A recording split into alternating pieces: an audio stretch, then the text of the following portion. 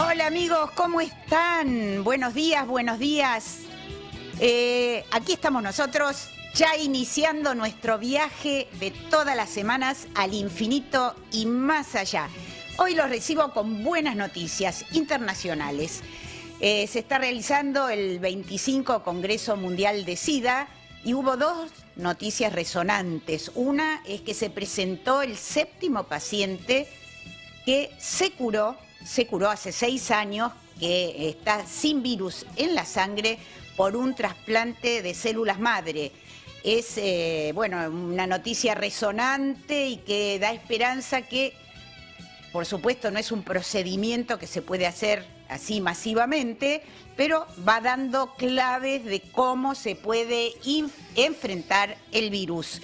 El paciente se presentó, pidió que su nombre permaneciera en reserva, pero se presentó en el Congreso y ya, como decimos, es el 7º paciente, es un individuo, un hombre adulto, alemán, que por un cáncer de la sangre debía someterse a un trasplante de células madre, además tenía VIH y resultó que hace 6 años que está sin virus en la sangre gracias a este procedimiento.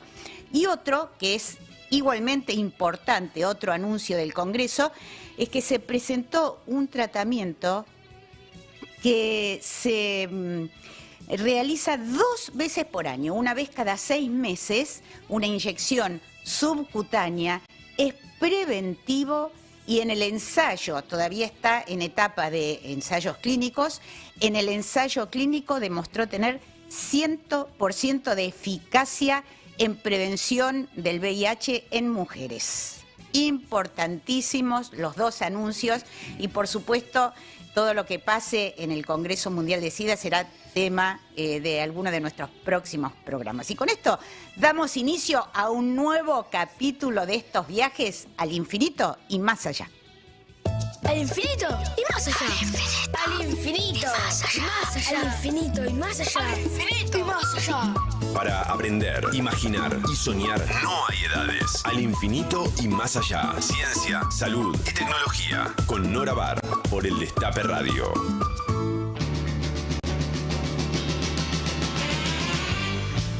Muy bien, y como cada domingo hasta las 13 estamos en vivo a través del Destape 1070 y ustedes nos pueden seguir a través de todas las plataformas del Destape, a través del canal de YouTube, a través de la TDA o del canal número 20 de Telecentro, también por supuesto a través de la M1070. Y no se olviden que pueden disfrutar del programa de Al Infinito y Más Allá donde quieran y cuando quieran, como siempre, solamente ingresando a www.norabar.com.ar, donde se van a poder encontrar con todas las secciones del programa para disfrutarlas en formato de audio, en formato de podcast. Pueden encontrar talentos, noticias, las entrevistas y cada uno de los programas completos del ciclo. www.norabar.com.ar. Y ahora sí, abrimos nuestras vías de comunicación para que ustedes, como lo hacen habitualmente, comiencen a participar con sus mensajes al WhatsApp 11 25 80 93 60, 11 25 80 93 60. Nos dejan sus mensajes de audio de 30 15 segundos para que los podamos compartir al aire.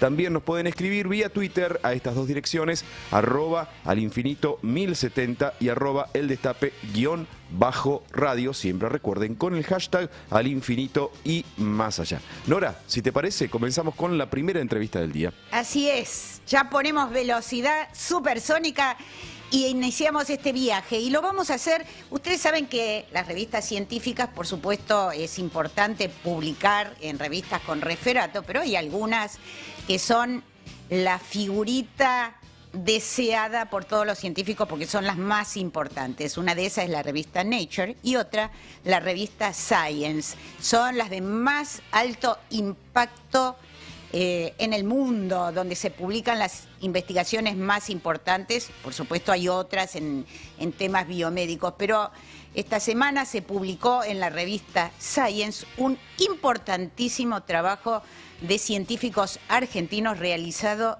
íntegramente aquí en el país. Y el último autor de ese trabajo, y es un nombre destacado en el ámbito de las neurociencias en el mundo. Fue la persona que mostró en ratones en 2002 que, en contra de todo lo que se creía hasta ese momento, se producen nuevas neuronas en el cerebro adulto. Bueno, este investigador se llama Alejandro Schindler. Licenciado en Biología en la Universidad de Buenos Aires, doctorado y postdoctorado en el Departamento de Biología de la Universidad de California en San Diego. Se desempeña como investigador del CONICET y dirige el Laboratorio de Plasticidad Neuronal en la Fundación Instituto Leluar. Buenos días, Alejandro, ¿cómo estás? Hola Nora, ¿qué tal? ¿Cómo te va? Bueno, muchísimas gracias por atendernos y te imaginás el orgullo y la alegría que nos da saber que el equipo que encabezás en el Instituto Leluar sigue haciendo aportes no relevantes, relevantísimos en materia de neurociencias. Y en este caso, bueno, ustedes ya habían demostrado que se creaban nuevas neuronas en el cerebro adulto, vienen trabajando en eso en décadas, porque estos títulos que uno da a conocer de vez en cuando tienen detrás décadas de trabajo. Y en esta ocasión lo que hicieron fue cartografiar muy detalladamente cómo esas nuevas neuronas, porque claro, uno puede tener nuevas neuronas, pero si están sueltas ahí entre medio del cerebro, poco pueden ayudar, ¿no? Pero lo que hicieron fue cartografiar cómo estas neuronas se enchufan, digamos, se conectan con las ya existentes, algo realmente que era un misterio hasta ahora, ¿no? Sí, primero que nada quiero hacer una pequeña corrección. El paper no salió en Science, sino en Science Advances. Ah, perdón, Science Advances. Igualmente... Es una muy buena revista, pero no es Science. Hubiéramos querido que salga en Science, como bien dijiste, todos queremos publicar ahí, pero no fue ahí. Pero sí, el trabajo, la verdad que lo que propusimos en su momento, que era medio un proyecto que estaba bastante fuera de nuestro alcance en su momento, que era, nosotros habíamos de alguna manera descripto, nosotros y muchos otros grupos en el campo, ¿no? Descripto de qué manera las neuronas que nacen en el cerebro adulto se van conectando con el resto de los circuitos y para qué, digamos, qué función cumplen y por qué es importante que esas neuronas de alguna manera existan y cómo las usa el cerebro. Y además también vimos que, por ejemplo, la cantidad de neuronas que se generan y la velocidad con que esas neuronas crecen cambia mucho, por ejemplo, en el envejecimiento. Se generan menos neuronas y la forma en que se conectan es mucho más lenta y un poco menos eficiente. Entonces, como hay tantas cosas que regulan la neurogénesis y todo este proceso, lo que quisimos fue tratar de entender a nivel molecular, o sea, cada molécula que se prende en el momento en que la célula está por tomar una decisión de lo que va a hacer en el cerebro. Y entonces sí propusimos un estudio muy detallado de agarrar miles de esas neuronas y preguntarles qué genes tenés en este momento, en distintos momentos del desarrollo.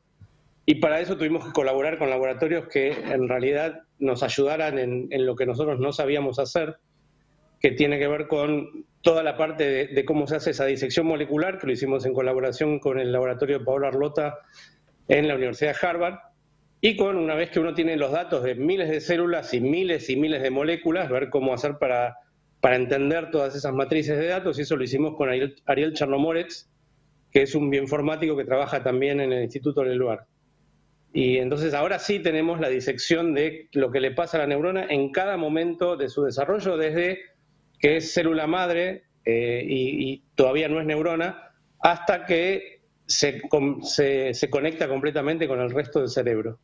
Claro, la célula madre está indiferenciada. Antes de seguir, te voy a pedir a ver si podés alejar un cachito el teléfono y eso, para verte mejor, un poquito más horizontal, y ahí veo que está como media cabeza mía, no sé, claro, no sé qué cambiar ahí. Por ahí si lo pones vertical se ve un poco mejor. Pero está de costado ahí. No, entonces, horizontal. Ahora, a ver si... Como vos quieras, decime qué hago. A ver si te podemos ver, porque no te vemos ahora en la cámara.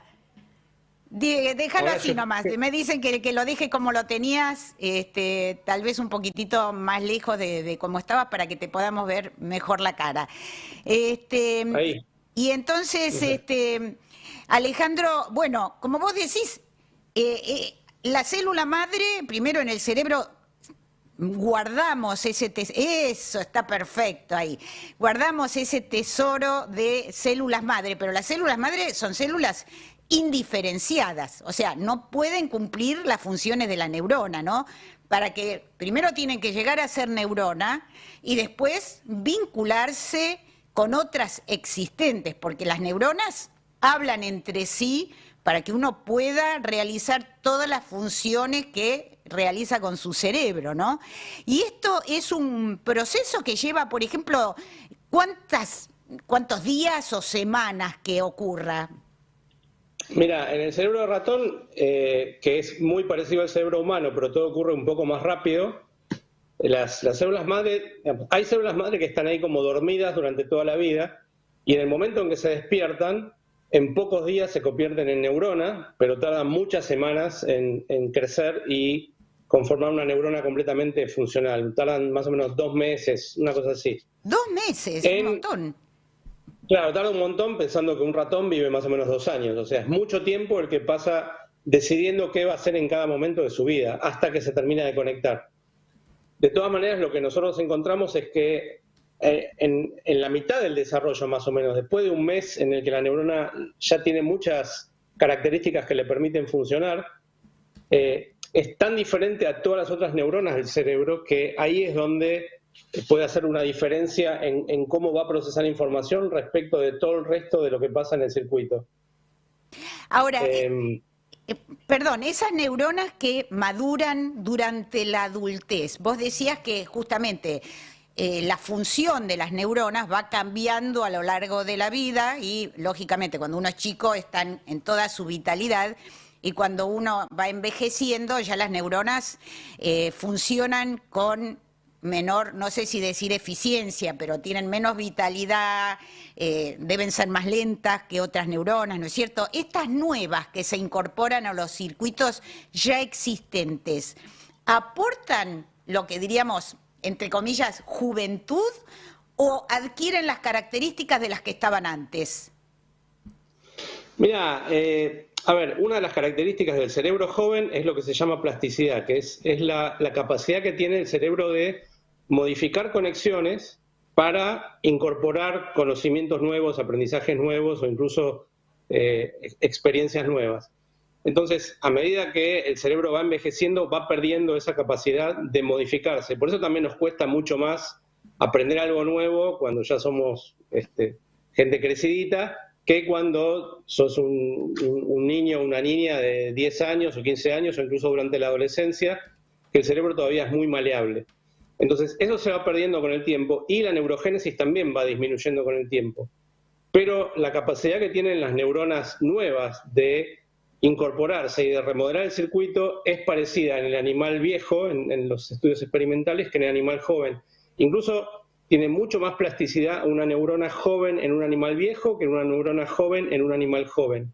O sea que sí todavía es un reservorio de capacidades nuevas, la neurona en un cerebro viejo. Qué lindo eso que decís, es muy esperanzador, ¿no?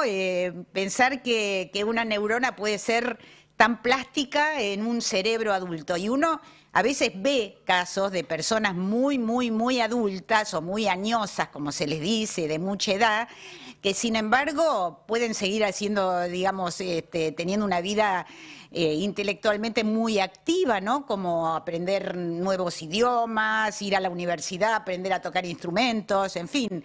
Eso debe ser porque mantienen activo su reservorio de neurogénesis. Bueno, más o menos, o sea, la neurogénesis explica algunas de las funciones del cerebro. Ahora, para todo lo que vos contás, se usan muchas regiones del cerebro que no tienen neurogénesis en la adultez, pero sí son capaces de remodelar conexiones. Y mantener el cerebro activo y mantenerse uno mismo activo mantiene esa capacidad de remodelar conexiones. En estudios que hicimos en el laboratorio, justamente una de las cosas que vemos y que nos asombró muchísimo es que cuando tenemos animales envejecidos que hacen ejercicio físico, la velocidad con la que las neuronas nuevas se conectan es muchísimo más alta que en los animales sedentarios. Las diferencias que vemos son tan enormes que de hecho al principio tuvimos que repetir los experimentos unas cuantas veces para convencernos a nosotros mismos de que era cierto el efecto tan potente del ejercicio. Y lo que vemos es justamente eso, es que ratones sedentarios tienen unas neuronas que, suponete cuando son jovencitas, se ven muy poco desarrolladas, casi atrofiadas, y si a los mismos ratones los pones a correr en una ruedita, que a los ratones les encanta saltar adentro de la ruedita y ponerse a correr, esas neuronas son ahora un árbol que es como si vieras un árbol lleno de ramas y lleno de hojas, que son las conexiones que tienen. Entonces, sí hay efectos muy fuertes que genera la actividad física por un lado y la actividad intelectual por otro lado. Ustedes ya habían mostrado que la neurogénesis también es mayor, ¿no? Cuando hay actividad física. De hecho, una de las cosas que estimulan la neurogénesis es la actividad física. Sí, eso lo mostramos nosotros, pero también eso se sabía incluso antes de que nosotros empezáramos el laboratorio. Eso lo hizo mucha gente. Está muy probado muchísimas veces. Eso es como para dejar absolutamente de lado ese mito de que el cerebro va por un lado, el cuerpo por el otro. O sea, todo lo que hagamos con el cuerpo también influye en el cerebro y en este caso la actividad física es casi tan importante, no sé, como la tarea intelectual. No basta solamente decir, bueno, yo leo mucho, yo estudio mucho y eso va a mantener mi cerebro joven, ¿no? Mira, hay una frase muy cardiológica que aplica muy bien, que es que todo lo que le hace bien al corazón le hace bien al cerebro. Y leer libros te puede hacer bien al corazón desde el punto de vista metafórico, si querés, pero en realidad a nivel cardiovascular leer libros mucho no te ayuda. Así que está bueno leer libros, pero cuando cerrás el libro, por ahí salí a caminar o a correr o a hacer algo que también le haga bien a tu corazón desde el punto de vista circulatorio. Y eso le hace bien al cerebro, claramente, eso está súper demostrado.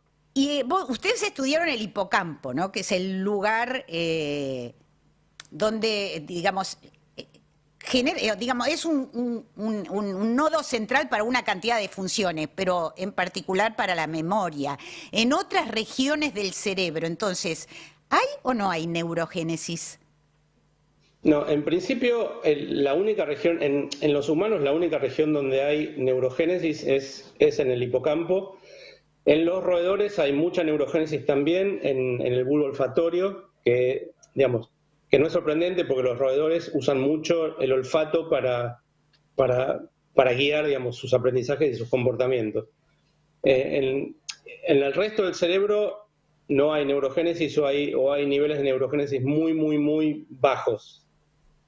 ¿Y cómo se hace, uno supone que los recuerdos o el aprendizaje uno lo guarda ahí en las neuronas? Todavía no se sabe exactamente cómo, pero se sabe que está todo guardado ahí.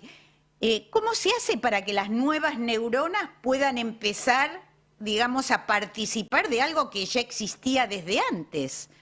¿Eso lo ven ustedes en el estudio? A ver, hay varias hipótesis. En realidad, la información se guarda temporalmente en el hipocampo, pero después pasa a la corteza, que es una región de alguna manera que es mucho más estable. O sea que obviamente para mantener aprendizajes y mantener recuerdos, uno también tiene que poder mantener cierta cantidad de conexiones. No es que el aprendizaje esté guardado en una neurona en particular, sino en circuitos que son funcionales. Entonces, sí hay hipótesis que proponen que cuando se incorporan neuronas nuevas en el hipocampo, una de las cosas que hacen es borrar o provocar el olvido de ciertas cosas, o que no hace falta recordar o que ya pasaron a la corteza. Pero sí es complicado y no está tan claro de qué manera exactamente funciona el tema de que las neuronas se incorporan y de qué manera el aprendizaje o los recuerdos que tiene que tener ese individuo o ese animal de laboratorio quedan mapeados de todas maneras en el resto del circuito. Ahora, imagínate que cada neurona tiene miles de conexiones y son millones y millones de neuronas en los roedores y miles de millones de neuronas en los humanos. así como se crean nuevas neuronas, supongo que también perdemos, ¿no? Si nos golpeamos, por ejemplo, se mueren neuronas. En las enfermedades neurodegenerativas se mueren neuronas. ¿Eso explica parte de lo que ocurre con el envejecimiento, como el olvido de ciertas memorias o incluso en las enfermedades neurodegenerativas el olvido casi generalizado? Bueno, en las enfermedades neurodegenerativas, el ejemplo más claro es el Alzheimer de esto. Mucho antes de que se mueran las neuronas y aparezcan esa especie de agujeros que se ven muchas veces en los cerebros de pacientes con Alzheimer ya muy avanzado, lo primero que va pasando es que las neuronas van perdiendo conexiones, se van perdiendo sinapsis. Y esa pérdida de sinapsis justamente es lo que de alguna manera explica la pérdida de memorias y la imposibilidad de acumular más memorias. Y en todas las enfermedades neurodegenerativas, en general, se pierden primero las conexiones entre neuronas y después las neuronas. Digamos, lo último que le pasa a la neurona, parece casi algo de perogrullo, es morirse. Entonces, mucho antes que eso, la función de la neurona se ve complicada justamente porque, bueno, por un montón de mecanismos moleculares. Algunos se conocen y otros no. De hecho, en la enfermedad de Alzheimer mismo todavía no está claro cuál es el origen de esa degeneración que arranca en algunos casos temprano en la vida y en otros casos mucho más tarde, o en las demencias o en todo lo que sea neurodegeneración. Uno de los eventos tempranos es la pérdida de conexiones, y eso es lo que explica la pérdida de función. Si las neuronas no pueden conectarse, no pueden transmitir información, por más que estén ahí las células, no pueden funcionar correctamente. Desde ese punto de vista, entonces, esta cartografía, este mapa que hicieron ustedes de cada paso que va recorriendo la célula madre para transformarse en una neurona funcional y conectarse, adquiere una importancia muy grande, porque permitiría eventualmente poder incidir en ese proceso. Mira, en realidad lo que nosotros vemos es, ahora tenemos la información y de hecho la información está ya accesible a quien quiera mirarla en bases de datos accesibles para todo el mundo. ¿Qué genes, qué proteínas, qué se expresa en cada momento del desarrollo de una neurona, en cada una de sus etapas? Y está, digamos, lo que hicimos es, como vos decís, es un mapa muy preciso de qué necesita la neurona para poder dar el siguiente paso o cumplir con ese paso que está dando.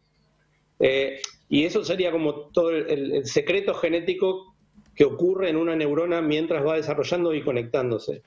Entonces hay un montón de terapias que se están en este momento desarrollando en muchos laboratorios del mundo que tienen que ver con tratar de inducir, por ejemplo, reprogramar astrocitos, que es otro tipo de célula del cerebro, para que se convierta en neuronas, se conecte y repare daño, porque es más fácil, digamos, producir astrocitos que producir neuronas. Y entonces, saber exactamente qué necesita una neurona para llegar hasta el momento final en que se conecta y cumple una función, es un conocimiento muy básico que se necesita para poder pensar eventualmente en alguna terapia regenerativa o reparativa. Entonces, sí creemos que toda esta información va a servir para mucho. Ya lo creo, y aparte no solo va a servir para mucho, sino en un tema fundamental, porque uno puede, digamos, seguir viviendo con otras patologías, teniendo una calidad de vida bastante buena, pero cuando son patologías que afectan al cerebro, están afectando lo que somos, nuestra identidad, todo, nuestros recuerdos, lo que nos hace humanos. Así que avances en esta área son siempre muy importantes, y en este caso conocer con intimidad, digamos, la vida de las neuronas me parece superlativo, ¿no?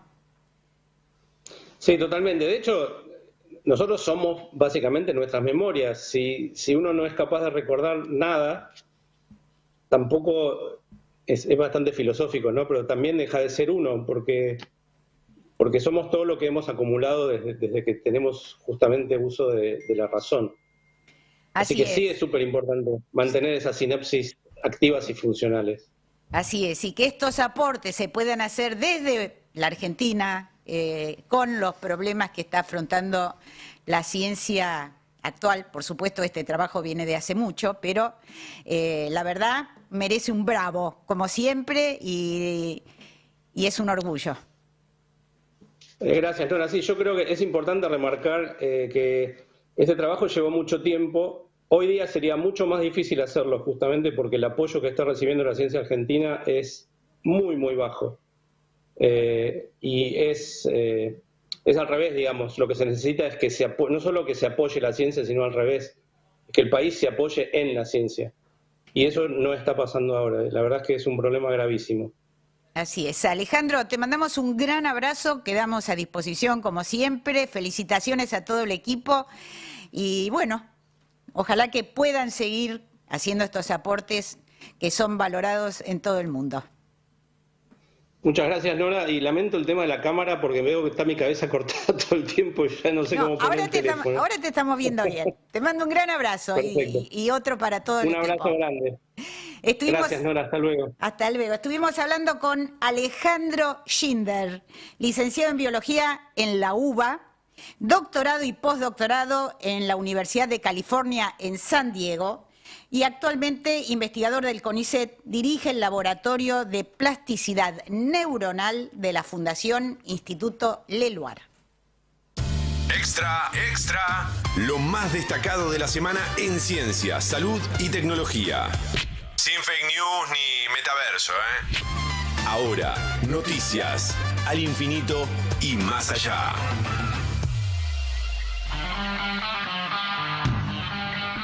Posibles rastros fosilizados hace miles de millones de años de vida microbiana en Marte, nos preguntamos. Sí, nos preguntamos porque la NASA no lo aseguró, pero está estudiando una roca intrigante. La NASA informó que su rover de 6 ruedas en Marte, el vehículo explorador Perseverancia, encontró una roca fascinante, bautizada por el equipo como Cheyava Falls, que muestra indicios de haber albergado vida microbiana hace miles de millones de años. Estamos todavía en el plano del condicional.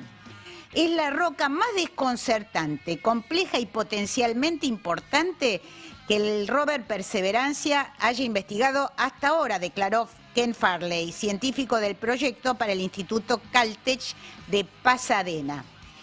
Es nuestra primera detección convincente de material orgánico. Tiene manchas de colores característicos que son indicativas de reacciones químicas que la vida microbiana podría haber utilizado como fuente de energía. Pruebas claras de que el agua, que es necesaria para la vida, alguna vez pasó por esa roca, pero a no apresurarse. Eso habría pasado hace miles de millones de años y para terminar de verificarlo todavía se necesita más investigación.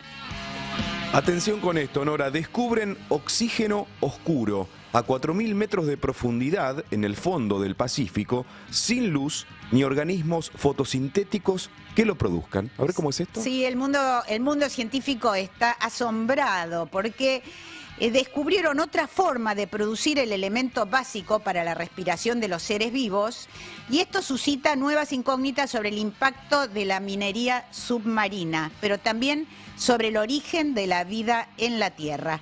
A más de 4.000 metros de profundidad en el noreste del Océano Pacífico, en una zona que llaman Clarion Clipperton. Y podría ser la mayor mina del planeta, dice Miguel Ángel Criado en su nota para El País.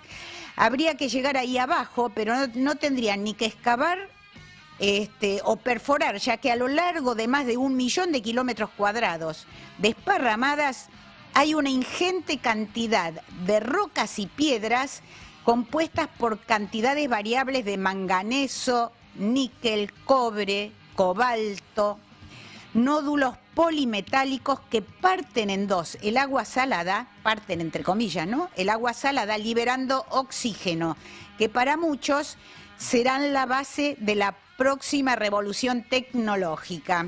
Pero advierten al mismo tiempo que su explotación provocaría un desastre de magnitud.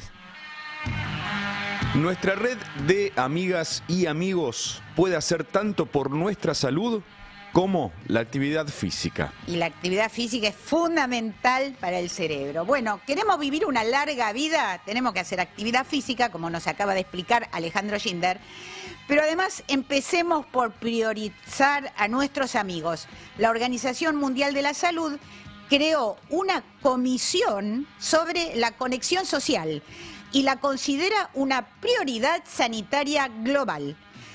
Quizás ustedes sean un poco escépticos acerca de los misteriosos mecanismos que se supone vinculan nuestro bienestar físico con la fortaleza de nuestras relaciones, pero nuestra comprensión del modelo biopsicosocial de salud fue creciendo durante décadas, aseguró esta semana David Robson a la BBC.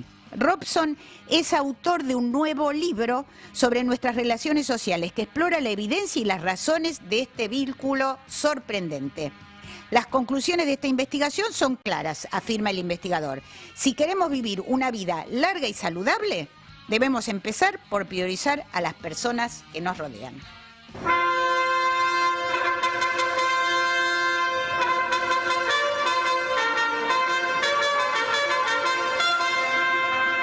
¿Sabías que...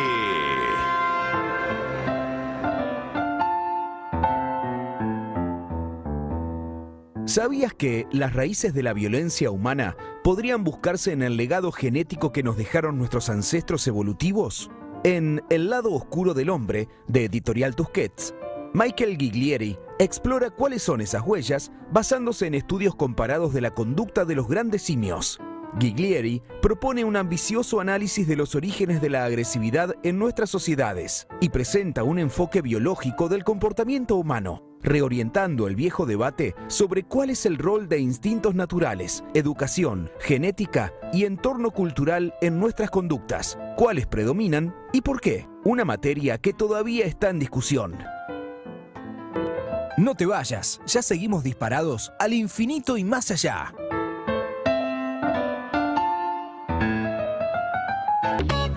Ya estamos con este programa de divulgación científica, como siempre, hasta las 13 en vivo, a través de El Destape 1070, AM 1070. Nos pueden seguir a través de la radio AM, también a través del canal de YouTube, a través de TDA, del canal número 20 de Telecentro. Gracias a todos por participar activamente a través de todas nuestras vías de comunicación. Vamos a ir compartiendo los mensajes que llegaron también a través del canal de YouTube. Miriam Rodríguez dice: buenos días, Nora y equipo, genios, gracias por tanta sabiduría, gracias a ustedes por estar del otro lado. Daniel May dice: programón, lo define así. Nelly Serratore, qué buen programa siempre, al infinito y más allá. Olivia González dice: qué bueno los aportes de este programa para conocer cosas que no hay en otros programas. Gracias Nora, gracias El Destape, qué maravillosa entrevista a Alejandro Schindler. Nelly Jiménez, hermoso trabajo de Schindler en la Fundación Leluar. Guillermo Ross, felicitaciones Navarro y toda la radio por tener, bueno, más flores, el mejor programa de ciencia y más allá. Guillermo de Catán, gracias Nora. Gusbar Cuervo, qué lindo sería una hora más de Al Infinito y más allá. Es un programón. Y Flor, tenemos también mensajes de los oyentes. Hola Nora y a todo el equipo aquí en Mar de Munro. Qué importante lo que comentaste de esa persona que hacía 7 años que había desaparecido el SIDA de su organismo. Yo recuerdo cuando esto surgió allá a principios de los 80, que se hablaba de la peste rosa, solo de los homosexuales y todo eso. Todos esos prejuicios, que no se escapa mucho de lo que contaste de Galileo, ¿no?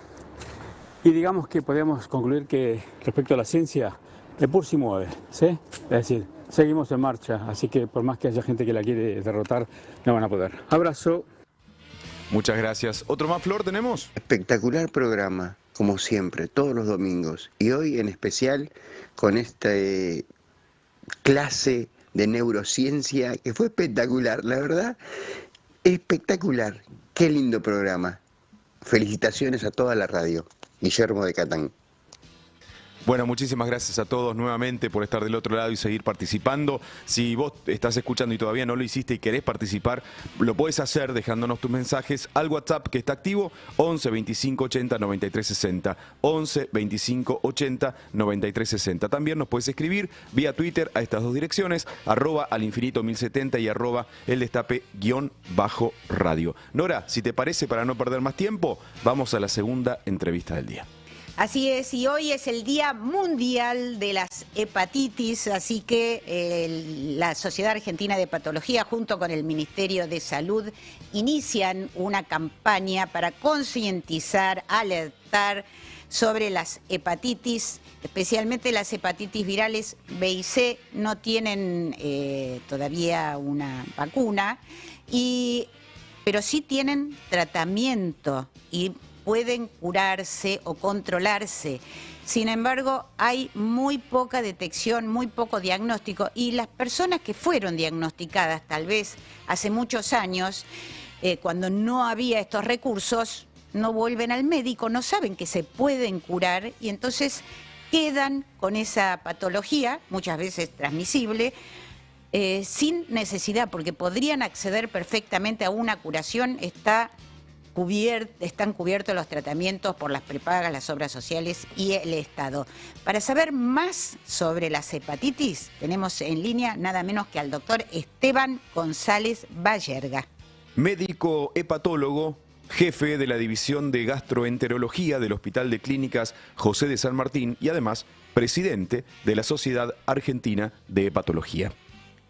Hola doctor, buenos días, muchas gracias por atendernos. Buenos días, gracias a ustedes por la oportunidad y con los mensajes que dejaron tus oyentes. Tenemos la vara bien alta. Espero no embalarme y no embolar y ser claro y comunicar bien y cortito lo que vos bien estabas explicando recién. Seguramente. Tenemos muchas dudas porque las hepatitis, a diferencia de otras, el VIH-Sida tuvo su época, digamos, de acaparar los medios, ahora no tanto porque ya se puede controlar con la medicación antirretroviral, la diabetes, la cardiología, sabemos que continuamente aparecen en los medios de comunicación. Sin embargo, la hepatitis no es tan frecuentada y sin embargo es una patología, son las 3 formas de hepatitis, patologías importantes y que, como decíamos, la curación, por ejemplo, en el caso de los antivirales contra la hepatitis C, me tocó a mí hace unos años celebrar, digamos, con muchos y con la comunidad médica, celebrar que habían llegado los nuevos antivirales que pueden curarla con poquísimos efectos adversos, que era algo que hasta ese momento no se podía. Y entonces hay mucha gente que eso no lo sabe. Además son enfermedades silenciosas y entonces hay muchísima, bueno, la OPS dio a conocer esta semana un informe donde dice exactamente que la hepatitis C, apenas el 36% de las personas a nivel global tienen diagnóstico, pero en América el 23%, solo 2 y un poquito más de cada 10, ¿no? Y la hepatitis B, peor aún, 13%. ¿Por qué esta falta de diagnóstico de las hepatitis? Es una muy buena pregunta. No sé si tengo una buena respuesta, pero mirá, creo que comunicamos mal, las sociedades científicas, no somos eficaces. El tema que es una enfermedad asintomática y el tema que no dabas una buena noticia porque muchas veces después de las posibilidades de curación de la misma eran pocas. Por lo cual no sé si es saber por qué nos va a ayudar tanto, pero sí que tenemos que hacer algo. Entonces eso es una responsabilidad muy importante, porque la pelota ahora está de nuestro lado. Como decías vos, cuando yo empecé la hepatología curábamos muy pocos pacientes con unas medicaciones horrorosas que hoy por suerte no usamos más. Y yo soñaba con esto, ¿no? Con poder hacer un diagnóstico precoz, fácil y curar rápido, sin efectos adversos, y eso hoy lo tenemos. podría decir que vi llegar el hombre a la luna, que vi caer el muro de Berlín y curarse una hepatitis viral crónica, ¿no? Que es la única viral crónica que se cura, es una maravilla, por lo cual no solo falta el diagnóstico, que es lo que bien decís, sino la otra cosa que dijiste muy bien también, es que de los diagnosticados solo curamos el 5%. Entonces, se nos caen de la caramelera un montón de pacientes, y en esto que tomamos conciencia con la pandemia, porque cuando llamamos a los pacientes que no veíamos hace un año, nos dimos cuenta que eran un montón. Más de la mitad no volvían por el otro gran problema, que era la burocracia a la que debemos someter a los pacientes para que les llegue la medicación a sus manos. Así es. Y muchas veces es esto, es un problema de acceso y equidad, no es un problema de tecnología. Doctor, y en como nuestra usted... soberbia... Perdón, adelante. No, vos parame, porque como te decía recién, un amigo lacaniano me dice, vos te embalás y los otros se embolan. Pero nosotros lo que vimos es cuanto menos pasos tenga el proceso de diagnóstico del tratamiento, nosotros de 6 meses de espera a menos de 4 semanas, ahora la gente tiene la medicación en la mano. Y ese momento es intransferible la felicidad, ¿no? Porque es ese momento donde el paciente se lleva la medicación y lo hacemos en menos de un mes, en colaboración desde ya hace unos años con el Ministerio de Salud de la Nación. Ese momento donde alguien que había sido maltratado por el sistema o no veíamos hace 5 o 10 años de una enfermedad sin síntomas y se van con esto y con una posibilidad de curación de casi 100%, es el leitmotiv que todas las mañanas nos hace decir, bueno, ¿qué hacemos para que haya más diagnóstico, más tratamiento? Y pensar que en algún momento la hepatitis viral va a ser como la viruela, ¿viste? Como decir, hubo una enfermedad que no existe más. Creo que lo podemos hacer.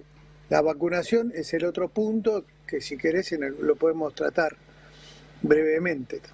Y ustedes los llaman, doctora, a los pacientes. ¿Cuántos habrá que ni siquiera se toman el trabajo de llamarlos? Porque, bueno, ya sabemos las dificultades que hay y además el sistema no está preparado para hacer el seguimiento así bien cercano de los pacientes. Así que es impresionante el bajo nivel de diagnóstico, siendo que el diagnóstico de las hepatitis, que como decimos, no dan síntomas, así que hay que ir a buscarlas en pacientes que parecen estar bien. Es fácil el diagnóstico, ¿no? Es como, vos no vas a hacer la BTV del auto cuando hace ruido, ¿no? Vas antes. Bueno, hay que hacer la BTV del hígado. Entonces, la BTV del hígado es fácil. Si sos argentino, latinoamericano, casi seguro que tuviste hepatitis A, el 10% más o menos no la tuvo, lo vacunás, se terminó el problema. Es muy poco probable tener hepatitis B en la Argentina. Si no la tenés, te vacunás. Se terminó el problema, y si la tenés hay medicaciones que la controlan. Y si estás en ese porcentaje bajo de pacientes con hepatitis C, sin prejuicio a tus antecedentes, vas, te testeás. Y si es positivo, tengo una gran noticia, te curás. Entonces la salida siempre es buena, y es buenísimo dar buenas noticias, porque cuando el paciente necesita un trasplante o tiene cáncer de hígado, ya es tarde. O cuando contagiaste a un familiar, o cuando hiciste una falla fulminante, eso es una tragedia evitable. Así es, la hepatitis se presenta sin síntomas, pero no quiere decir que no va a hacer nada, sino que si uno la deja progresar, bueno, puede desembocar en esto que usted estaba comentando, doctor, cáncer, falla hepática o muerte, en último. De hecho, hay entre 60.000 y 100.000 muertes por año en América Latina por hepatitis. ¿El diagnóstico es un examen de sangre simple? Es una pavada total. Ahora, no No siempre lo hacemos ni lo hacemos de todo bien, por lo cual hay que dar vuelta a la cancha. Me parece que el paciente tiene que saber dos cosas. La salud es un derecho, no es un servicio. No, eso está en la Constitución Nacional, tan viejo como eso. O sea que Entonces, los médicos... uno tiene que exigir que... Los médicos deberían pedirlo, Sí. así como uno pide un hemograma, un análisis Sí, de son colesterol. oportunidades de oro. Mira, Nora, a veces vemos pacientes que lo vieron 30 veces, le pidieron 200 colesteroles, no sé cuántos antígenos prostáticos específicos. Gracias a Dios se hicieron muchos Papa Nicolau y no se vacunaron. Y vos decís, tengo cifras espantosas de esto, ¿no? De los niños están bien cuidados por el sistema, porque el sistema de salud, si no lo cambian, vacuna muy bien a los niños. Pero los adultos no. Entonces yo te pregunto, si cada vez que renovamos el registro nos dirían, trajo el carnet de vacunación, cerró la BTV del hígado, yo te aseguro que estaríamos en otra condición. Porque es un derecho que hay que exigir, es tener un hígado sano, digamos. Pero volviendo al punto, es muy fácil. Son 3 determinaciones en sangre baratísimas, súper probadas e inequívocas, por lo cual no tenemos más excusa. Entonces los médicos tenemos que ponernos... Yo por eso celebro que poder acceder a los medios, ¿no? Y yo digo, no sé si es bueno que hablemos los médicos, deberían hablar los pacientes curados, deberían hablar más los influencers, debería ser una exigencia desde el sistema. Yo no lo sé, los médicos somos bastante soberbios y narcisistas, pero hasta ahora no fue mal con la comunicación. Y tenemos para mandar una buena noticia, eso es lo paradójico, ¿no? Ministerios con vacunas que no se usan y con medicamentos que no aplicamos. Entonces, sin duda también los auditores fuera del sistema público también deberían saber que están invirtiendo en salud, que están haciendo prevención de enfermedades, ¿no? Y prevención de contagios. Así es. ¿Cómo se transmiten las hepatitis? La A tiene que ver con el PBI, ¿no? Cuando hay poca agua potable y hay poca cloaca, vos la eliminás por ese, es el virus, por la materia fecal, y eso contamina aguas o manos y gente que maneja alimentos. Esa es fácil, ¿no? Deberíamos, con la vacuna lo prevenís. El sistema de vacunación argentina es mundialmente conocido y copiado, que es dar la vacuna a los 12 meses, con eso ya estaría. Y la B y la C, bueno, tienen unas aristas más controvertidas, que tienen que ver con, diciéndolo muy estéticamente, con fluidos y sangre, pero bueno, son enfermedades de contagio sexual, son enfermedades de drogadicción endovenosa. Ahora, en el pasado las transfusiones también, pero por ahí te transfundieron en 1980 o un sistema de salud que no calificaba como seguro antes del HIV y venís arrastrando esta enfermedad. Por eso lo que decían hoy tan importante, sin prejuicio, ¿no? No, yo nunca me drogué. ¿Sabes cuántos pacientes le encontramos el antecedente cuando hacemos el diagnóstico? Menos de la mitad. Claro, doctor, nos quedamos... O los pacientes no tienen memoria o nosotros interrogamos mal. Me parece que los médicos interrogan poco y piden pocos test para saber si sus pacientes tienen hepatitis. No está incorporado en la rutina, Así que nos quedamos con su frase. Tenemos que hacernos la BTV del hígado, hacerse un test. Es muy sencillo y saber si estamos libres de estos virus, que además tienen curación y tienen la medicación provista por las obras sociales, por el Estado. Así que, doctor, ustedes inician junto con el Ministerio de Salud una campaña por el Día Mundial de las Hepatitis. Ojalá que quedémonos con este lema, sencillo, hagámonos la BTV del hígado y si es necesario, bueno, vayamos a buscar ayuda al consultorio del médico. ¿Sabes? Yo te quiero agradecer inmensamente, te robo 10 segundos. ¿Sabes cuál es el periodo del año donde hacemos más diagnósticos? Bueno. Es porque ustedes hablan. Deberíamos tener otro día, un día latinoamericano, no mundial, en una jornada donde no haya tanto frío por ahí, que sea más cómodo para Latinoamérica hacer diagnósticos también. Muchísimas gracias por este espacio. Hay 30 hospitales que están en todo el país que están haciendo diagnósticos gratuitos de hepatitis virales, así que hacerse el diagnóstico y saber qué es lo necesario si uno tiene el virus y no sabe, para evitar consecuencias mucho más feas. Doctor, le agradecemos muchísimo estos minutos y le mandamos un gran abrazo y cualquier cosa a disposición. Muchísimas gracias, siempre te seguimos y por tu seriedad y tu impronta tan importante en la comunicación de las cosas de la salud. Gracias, doctor. Abrazo. Estuvimos hablando con el doctor Esteban González Bayerga, médico hepatólogo, jefe de la División de Gastroenterología del Hospital de Clínicas y presidente de la Sociedad Argentina de Hepatología. Instrucciones para ser un talento excepcional. No hay.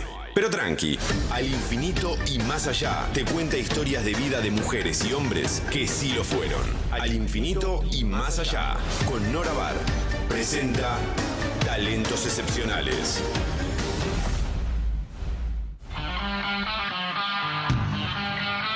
Y Nora, ya casi en el final del programa, ¿quién tenemos hoy en Talentos Excepcionales? Así es, Sebastián. Antes de aterrizar, vamos a recordar uno de los talentos excepcionales de la historia de la ciencia y de la tecnología, el gran Nikola Tesla. El nombre lo deben reconocer porque está en los autos eléctricos más famosos. Una personalidad fascinante, interminable, un loco de aquellos, ¿no? Para algunos un visionario, para otros un genio excéntrico. Faltan los adjetivos para definir al hijo del sacerdote ortodoxo Milutin Tesla y de su esposa Duka Madik, una singular ama de casa que además era inventora. En su caso de aparatos caseros, Nikola nació en lo que era el antiguo Imperio Austrohúngaro en julio de 1856.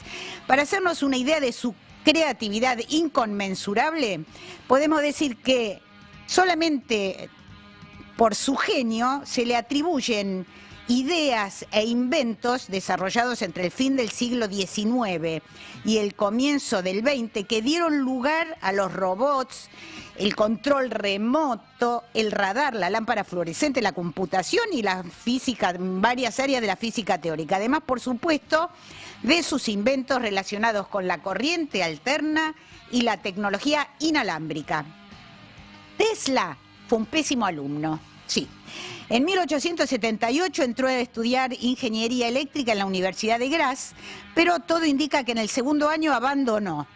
Acto seguido perdió su beca, se peleó con su familia y se tuvo que ganar la vida jugando por plata a los naipes y sobre todo al billar. Luego hay registros que señalan que estuvo en la Universidad Carolina de Praga, aunque apenas durante un cursito de verano, pero bueno. Era algo raro este Tesla. De allí en más, todo fue frenético. A los 24 trabaja en Budapest en una central telefónica. Se dice que allí inventó el altavoz. Y a los 26 lo encontramos en París, trabajando en una sucursal de las compañías de Thomas Alva Edison. Cuando tenía 28 años, llega a Nueva York con la célebre carta de presentación para Edison, firmada por su ex empleador parisino. El texto es notable, solamente vamos a mencionar unos segundos, unas frases. Decía en esa carta: en mi vida he conocido solo a dos grandes mentes. Una es la de usted, Thomas Alva Edison. La otra es la del joven portador de esta carta, Nikola Tesla. Tenía entonces 28 años. Después de eso iba a conocer la fama, la fortuna, la gloria, las disputas, porque se peleó para siempre con Edison porque no le quería subir el salario. Vivió una vida de película y vamos a mencionar 3 detalles. Nunca dibujó boceto de sus inventos. Decía que todo se le armaba en la cabeza y luego simplemente lo traducía en la vida real y fue un pésimo administrador. Murió solo y en la pobreza a los 86 años en enero de 1943 en un hotel de mala muerte. ¿Qué se puede agregar a todo esto? ¿Qué podemos decir? Y que Tesla fue un verdadero talento excepcional. Bueno, Nora, no nos queda más tiempo, lamentablemente. Nos tenemos que ir rápidamente. La despedida hasta el próximo domingo. A la velocidad de la luz, como transcurre este programa. Muchísimas gracias a nuestra operadora de todos los domingos, Florencia Trevino. En las cámaras, a Marco Arauz. En redes, a Federico Pasos. A Sebastián Díaz en la locución y coordinación general. A Eva Ojeda Bar en la producción. Y por supuesto, muchísimas gracias a todos ustedes que están del otro lado y nos acompañaron en este vuelo rasante a velocidad supersónica por las noticias importantes en ciencia, salud y tecnología. Los esperamos el domingo que viene a las 12 en punto para volver a hacer este viaje al infinito y más allá. Que tengan una excelente semana. Nos vemos. Esto fue